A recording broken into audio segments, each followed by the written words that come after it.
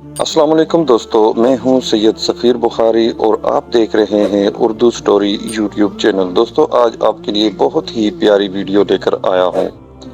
ہم بستری کا طریقہ، اپنی بیوی سے صحبت، جماع کے آداب، جس طرح اسلام کے روشن اور پرنور انقلاب نے ایک ہی وار میں جاہلیت کے دور کی تمام بے حیائی اور بے راہ روی کو مٹا دیا اور اس کی جگہ دنیا میں شرعی نکاح کو پیش کر دیا۔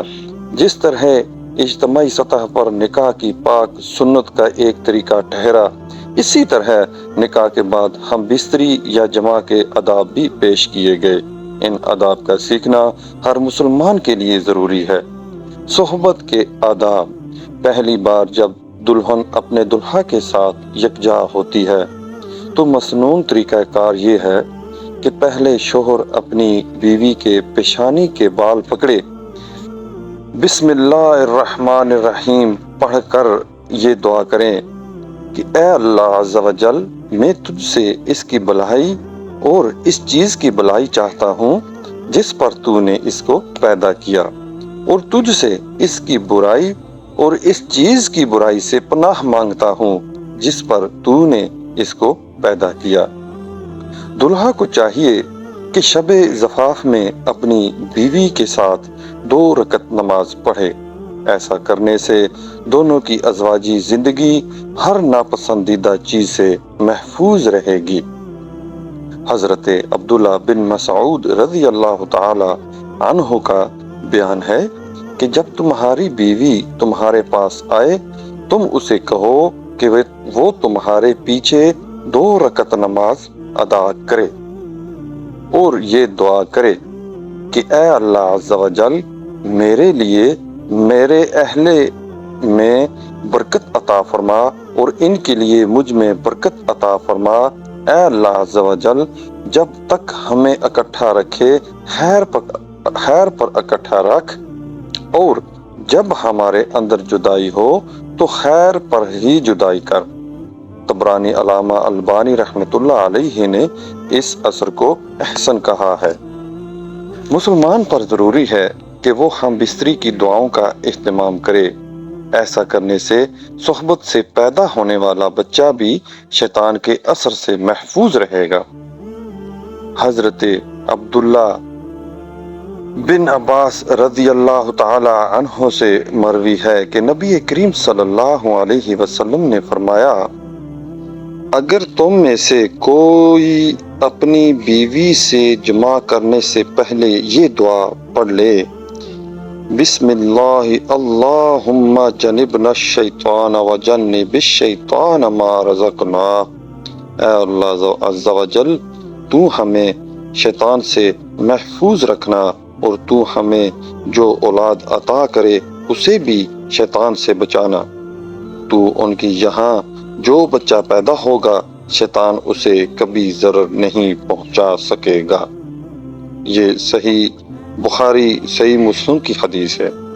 جماع کے شروع میں بسم اللہ الرحمن الرحیم پڑھنا ضروری ہے، اس میں بہت زیادہ برکت ہے، اور یا اوپر ذکر شدہ دعا جماع کے وقت بالکل ننگا ہونا ممنوع ہے۔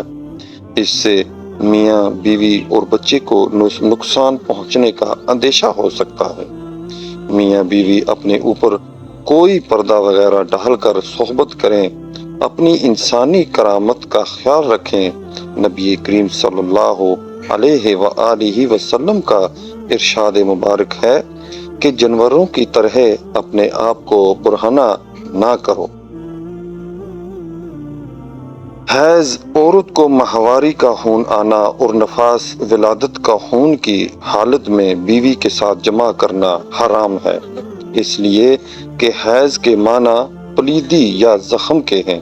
ان دنوں میں حائضہ عورت رحم کا ناپاک خون گراتی ہے، جس سے وہ درد اور تکلیف بھی ہوتی ہے۔ ان دنوں میں بیوی کے ساتھ جماع مردوں کے لیے بہت سی بیماریوں کا سبب بھی بن سکتا ہے، عورت کے لیے بھی نقصان دہ ہے۔ اسی طرح نفاس اور ولادت کے بعد ناپاک خون نکلتا ہے، ایسی حالت میں بھی عورتیں سخت اذیت سے گزرتی ہیں۔ ایسے میں بھی مرد اور عورت کا صحبت کرنا سخت نقصان دہ ہے۔ اس کے علاوہ ایک ساتھ سونا، کھانا پینا وغیرہ جیسے امور سب جائز ہیں، دور جاہلیت کی طرح نہیں کہ جس میں ایام حیض و نفاس میں بیوی سے نفرت کی جاتی تھی۔ اپنی بیوی کے ساتھ پیچھے کی طرف پاخانے کی جگہ صحبت کرنا گناہ کبیرہ ہے۔ استغفر اللہ، بہت بڑی بے شرمی کی بات ہے۔ ایسا کام جانور بھی نہیں کرتے۔ اسی گناہ کی وجہ سے قوم لوط ہلاک ہوئی۔ نبی کریم صلی اللہ علیہ وسلم کا ارشاد مبارک ہے کہ وہ شخص لعنتی ہے جو اپنی بیوی سے پیچھے کی طرف جماع کرے۔ اپنی بیوی کے ساتھ مباشرت ایک راز ہے۔ اس راز کا فاش کرنا بڑا گناہ اور بے غیرتی اور بے حیائی ہے۔